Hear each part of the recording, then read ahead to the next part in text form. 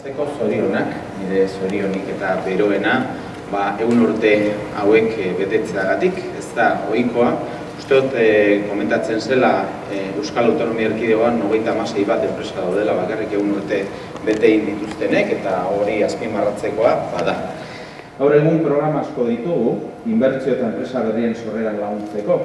Hunkigarria da, pentsatzea, duela 100 urte, zer nolako baldintzetan hasi zuten, zer nolako indarra eduki zuten, eta beraz, aintzindari izan ziren horiek, zer nolako eusteko gogoa zuten.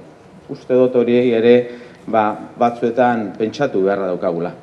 Pertsona horiek guztiak eridurira gaur egun, baita ere urtez urte jaz Zubiaurre enpresa hazten eta lehiakorragoa izaten lagundu duzuen pertsona guztiak ere. Beraz, ekitaldi hau bada, da omenaldi bat. Omenaldi bat, alde batetik enpresa munduaren eta enpresa gizon eta emakumeen garrantzia balion jartzeko, eta bestetik etorkizunari baikortasunez begiratzeko. Ziur gaude enpresa honek urte luzeetan lehiakortasuna irabazten jarraituko duela eta lan aukera berriak sortuko dira guztion ongizatiari ekarpen paregabea eskaintzeko. Gainera, eta esan da, berrikuntzaren eta nazioartekotzearen adibide eta eredua ere bazarete, eta hori guztiak, ez da gutxi. Familia enpresa txiki bezala jaio zineten, orain inbertsio berriak sustatzen dituzuen, berrikuntza indartu eta zuen ekoizpena 75 herrialdeetan saltzen duzue, ikusidan bezala, lehen mailako zerbitzua eskaintzen duzue, harro egoteko eredua zarete, harro gaude zuetaz, zuekin eta zuen ibilbidearekin.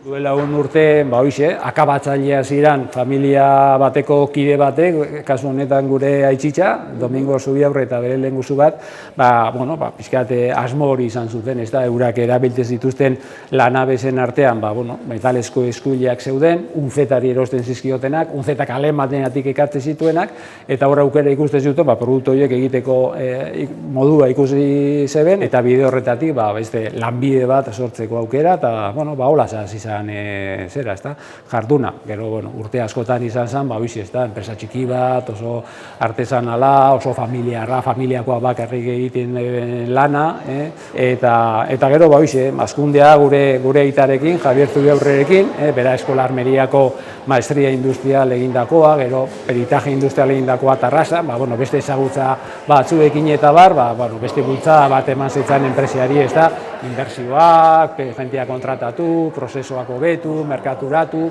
jarduera artesanal hartatik, enpresa bat sortu, industria bat sortu, eta beste hazkunde bat eman, Eta gero, ondorengo ibili gara, proiektua hazten, erronka barrieri aurre egiten, prozesuak hobetzen, berrikuntzan, nazioartekotzan, estatu batuetako proiektuare garatzen, eta belaunaldi bakoitza bere erronkarekin, alegin gabe, talde lan gabe, eta bezoroen zentratu gabe, eta gero proiektuari behar zaion alegina, konpromisoa, inbertsioak eta zerak eduki gabe zaila izaten da proiektu bat aurrera ematea. Hori izan da gure ibilbidea eta oraindik ere mantentzen duguna. Egia esan hor momentu bat egon zen, 80. markadan nun ikusten genduan aurreko kokapena, azuarrekan genukana, oso zailtasun handiak ematen zizkigula, oinaz aurreka kalea hobetu egin da, baina ala ere, zugarrizko aldapa eta zera, eta gukan 4.000 metro genuzkan, lau solairutan, oso zaila zen. Eta eskerrak, poligono industrialdi hau egin zala, eta, pixkat apustu hori egin genuen, inbertsio handi izan zen, baina ikusten genuen etorkizuna izateko toki berri bat behar genula, eta kokapen berri batekin, eta egia esan eskerrak, gutxienez lurra egon zala modu egoki baten, etortzeko, eta hemen egia esan garatzeko aukera izan dugu.